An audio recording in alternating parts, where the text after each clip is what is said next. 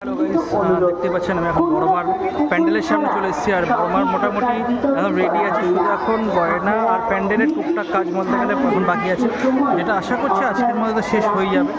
আর কালকে যে গয়নার মধ্যে গয়না বা যাবতীয় যে সাজসজ্জা সেগুলো সব কালকে পড়াবে। আর আজকে এখন বড়মার মূর্তি মোটামুটি সব রেডি চলছে, এখনো কাজ যখন বাকি আছে। এই নিচে ভোলে বাবা, উপরে বড়মার যে মূর্তিটা সেটা রয়েছে এখানে দেখতে পাচ্ছি। সামনের দিক দিয়ে একটু দেখাচ্ছি। মঙ্গলবার সকাল 10টা পর্যন্ত শ্যামা অ্যাপার্টমেন্ট এবং জগবন্ধু মোড় সংলগ্ন পুকুর পাড় থেকে নির্দিষ্ট সময় নির্দিষ্ট স্থানে আপনারা দেখতে পাচ্ছেন বড়মার মূর্তি, আর সামনে হলো বড়মার মন্দির। এদিকে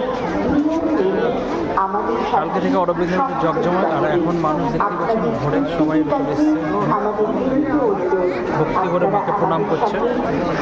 আর এই স্পেসিফিক্যালি ব্লগ অবশ্যই আমার চ্যানেলে আসবে, এই চ্যানেলে গুড দেখতে পারবেন।